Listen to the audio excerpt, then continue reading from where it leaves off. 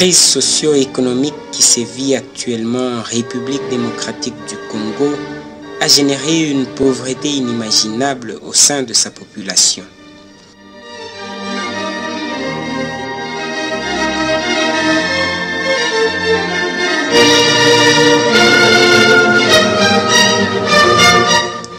Cette crise s'est aggravée avec les différentes guerres civiles qu'a connues le pays depuis 1996. La destruction du tissu économique du pays par l'épillage des entreprises en 1991 et 1992 qui ont freiné l'élan des investisseurs ont renvoyé la grande majorité de la population au chômage.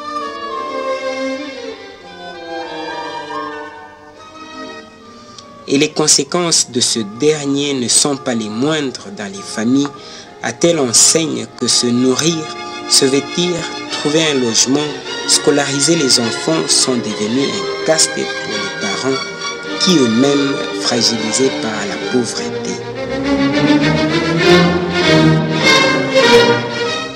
Et les enfants qui ne trouvent plus la solution à leurs problèmes n'ont de choix que de fuir les toits familiaux pour la rue, cela pour diverses raisons.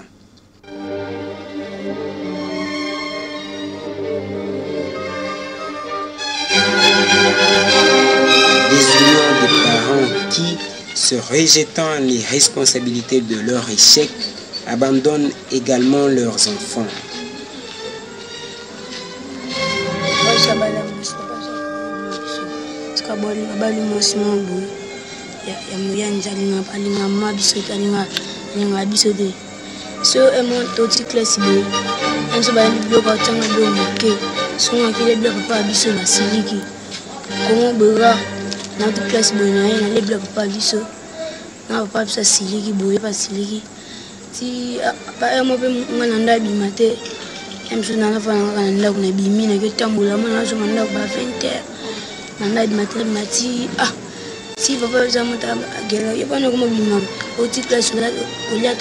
Nakimandaku mama akufa papa za mwasi mususu papa akipa ngaite ama okipeka bana na emoko nakimandaku ko papa mso na onyoko na ngai baona namba na mena biso yaona mona ba bito ko ndani bana kula ngai nakimaje on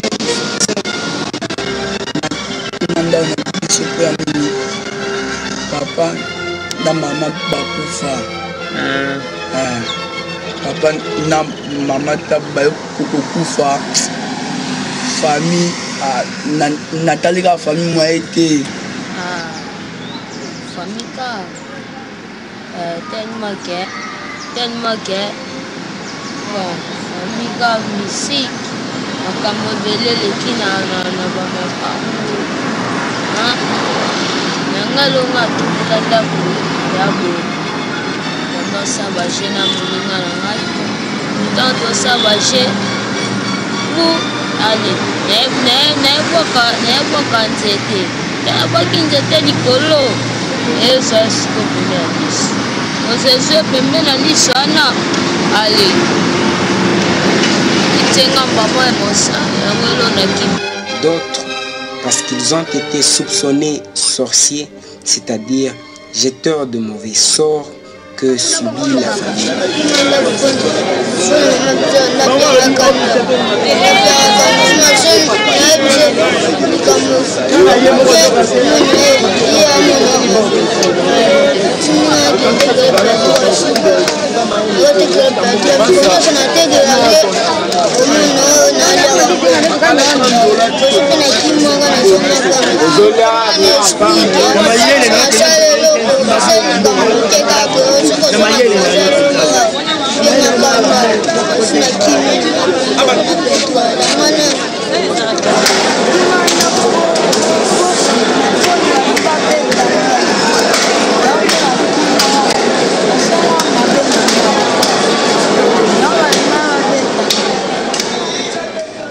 En perdant leur famille biologique, se sont retrouvés sans connaissance ni assistance à Kinshasa et demeurent dans la rue.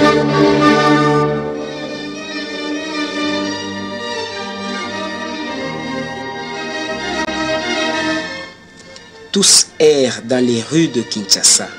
Ils se concentrent plus souvent dans les carrefours, dans les marchés et leurs environs, voire même les cimetières. Les Chégués sont remarquables par leur accoutrement et apparat. Avec un comportement très agressif, ils passent leur journée au ramassage de miettes dans les montagnes d'ordures des marchés,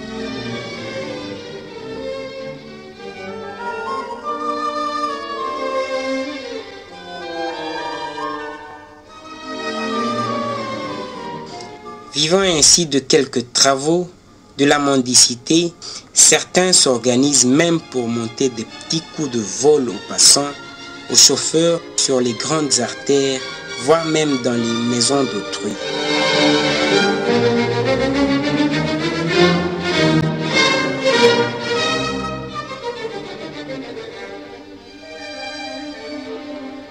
De temps en temps éclatent entre eux des bagarres qui souvent se terminent par des blessures. Souvent les victimes sont les plus jeunes, souvent sans protection et exploités par des adultes. Certains sont conscients de la compromission de leur avenir et expriment leur souci de pouvoir apprendre ne serait-ce qu'un métier.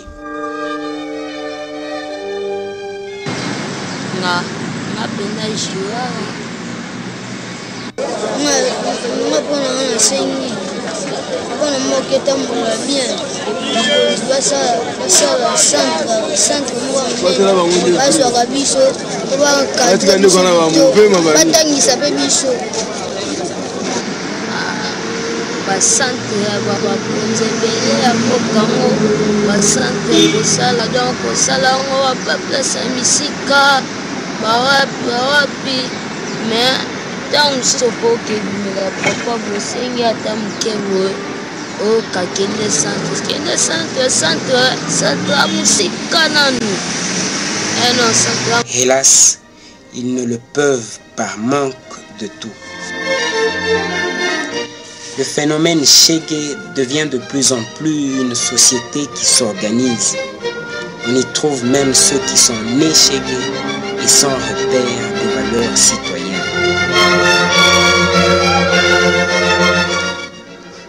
Si aucun effort n'est déployé pour, d'une part, limiter la descente de ces enfants dans la rue et d'autre part, encadrer ceux qui s'y trouvent déjà, les rendre utiles à la société en leur faisant acquérir un savoir-faire, un savoir-être, la ville de Kinshasa, qui vient de connaître ce phénomène à un rythme sans précédent, deviendra une des villes africaines où régnera la criminalité, la délinquance juvénile, l'insécurité, la barbarie et le gangstérisme.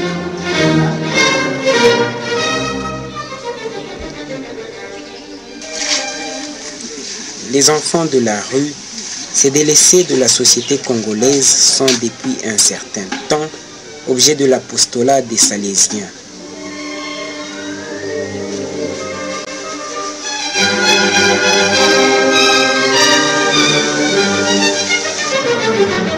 Ces derniers sont plus installés à l'extrême est de Kinshasa.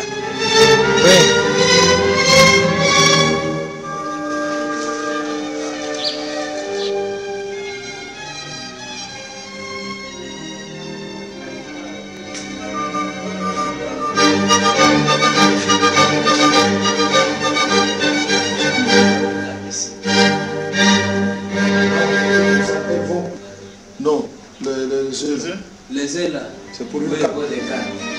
Une seule ou bien d'autres cannes.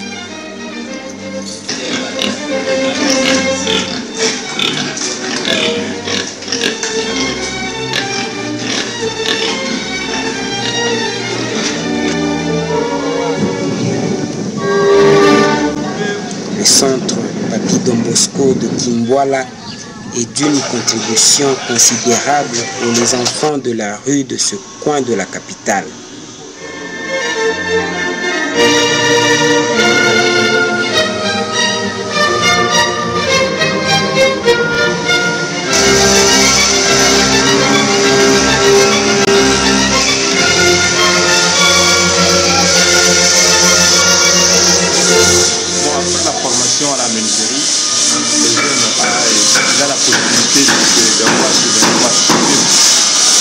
a la possibilité de faire avoir les premières.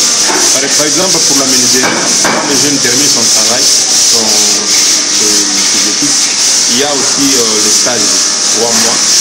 Et après cela, si la cité n'a pas assez de possibilités, il peut encore retourner chez lui pour faire 2 mois, 3 mois de encore. Combien de jeunes vous formez au cours d'une année et que vous avez déjà formé? À la menuiserie, exemple,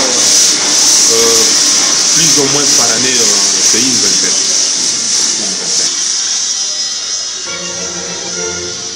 Cependant, un problème majeur reste à résoudre pour ceux de l'extrême ouest de Kinshasa.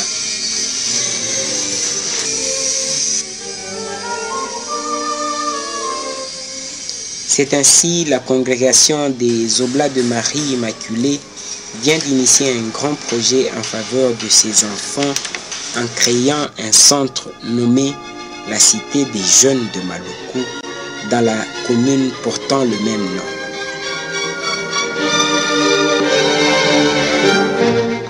Je suis le père Maker Manimba, Oblat de Marie Immaculée. J'exerce mon ministère comme curé de la paroisse Saint-Éloi, ici sur le bon marché, commune de Barumbu.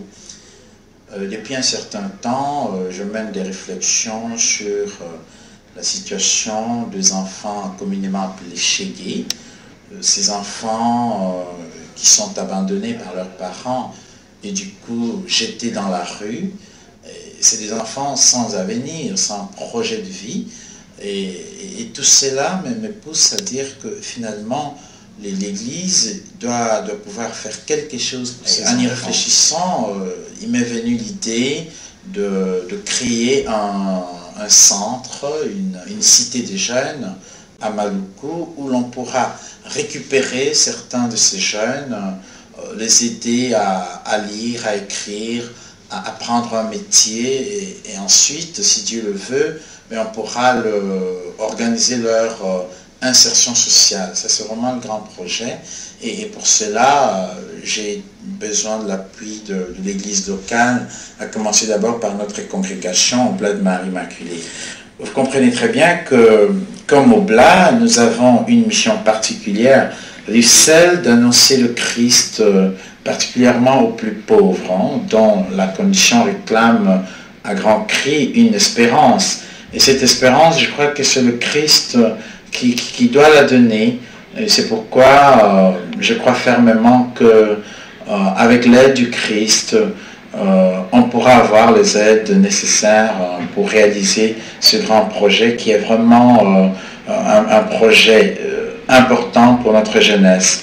Et la situation de la jeunesse à Kinshasa, particulièrement de Chégué, c'est une situation vraiment désespérée, si on peut le dire.